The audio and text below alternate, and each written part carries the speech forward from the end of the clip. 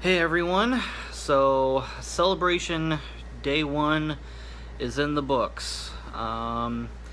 It was more than anything I could have ever expected, um, and surprising at times. Liz is taking a shower right now.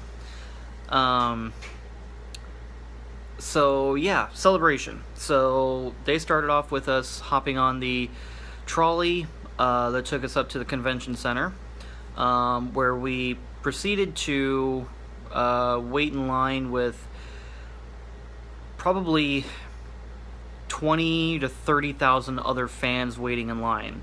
I wish I was kidding about that number, but I'm really not. We got to the back of the line, which was on the back side of the building. It took us a good 10 minutes to walk back there. The line itself started moving fairly quickly once the doors opened up and everything. And we had a nice breeze, so that helped instead of just dying in the heat. So we got in the building and started looking around, or no, we got in the building, got through the embarrassment that was security. Don't get me started on that.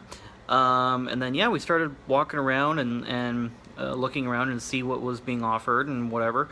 Walking into the building, I didn't appreciate or anticipate just how big it was on the inside. It's big. It's it's huge. I cannot emphasize the size of this building. It is enormous. There's a very good reason why it is the second biggest convention center in the world.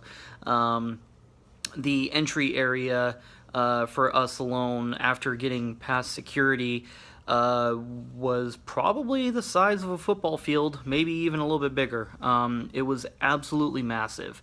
And then you move past the main queuing area where that big area was, and then you actually move into the actual celebration room and the celebration floor, and that just completely blew me away.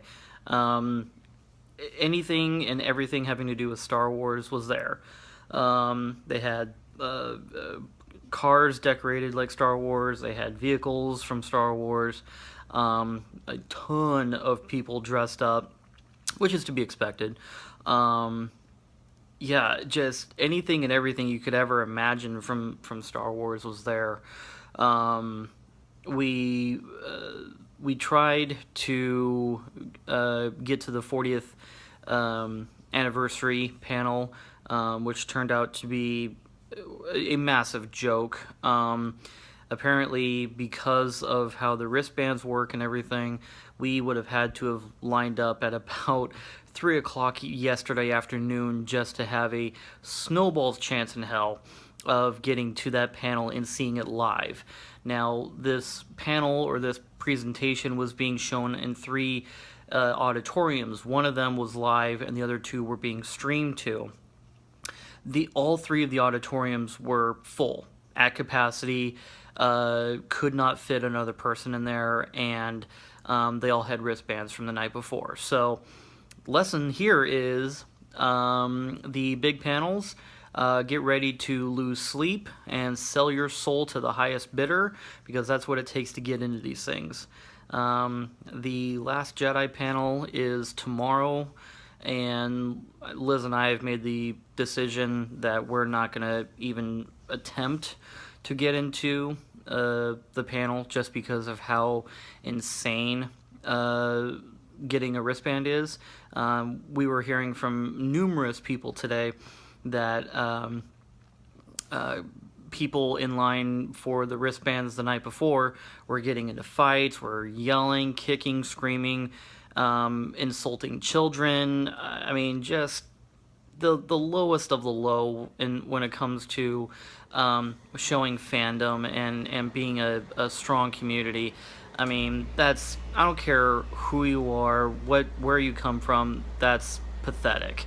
Absolutely pathetic. If you are a grown man or an adult yelling and screaming at a child because you didn't get a wristband, I'm sorry, but you're the child. So, anyways, rant over. Let's see, what else?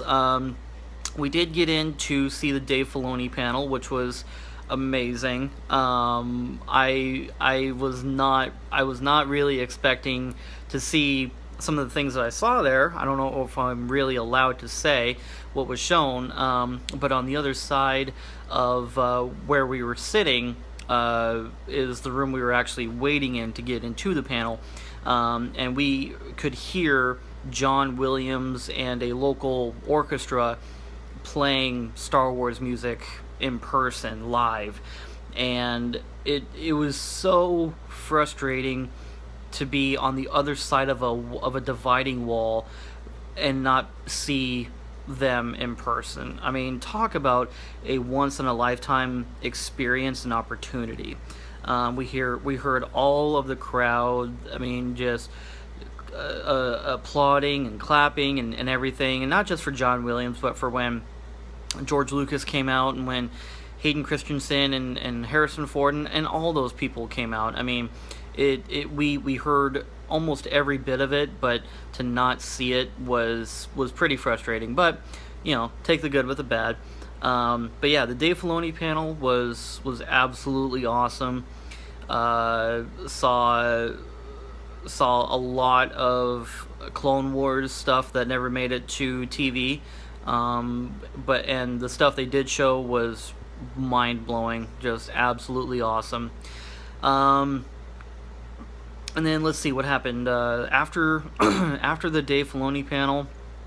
We wandered around a bit more and looked at some of the booths that they had going on. I mean, we had already done that a little bit in the earlier in the morning, but we were trying to find where we needed to be. So we were able to look at some of the booths in a lot more detail. A ton of toy vendors, Hasbro, Kotobukiya, just so many different vendors there. A lot of costume vendors like EFX and Avanos and all those guys. I mean, just so cool seeing all that in person. The celebration stage itself was kind of at the back of the room, but they had a giant TIE fighter that kind of encapsulated everything, and they had a big screen for everyone to watch all the big panels going on, for those of us who weren't able to attend in person. So I guess that's good.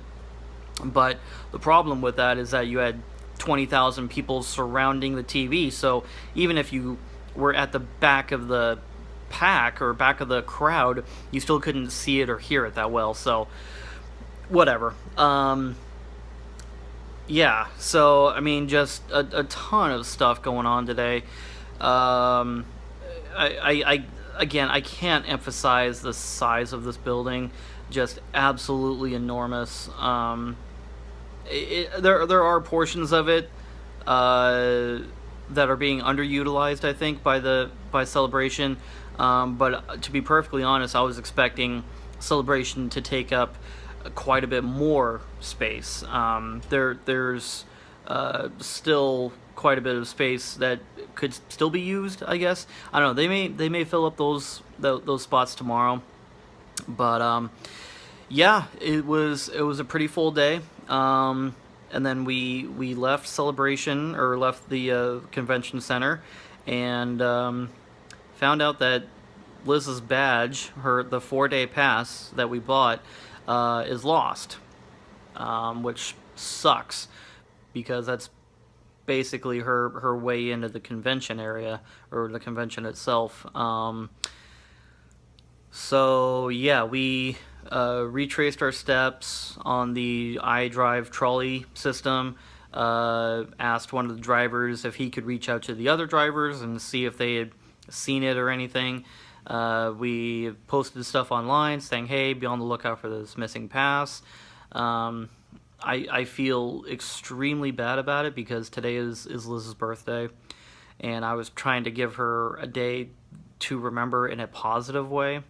Having a lost admissions badge is not the way I was hoping it was going to end. Um, so hopefully the trolley system calls us back with good news, and we get her 4-day pass.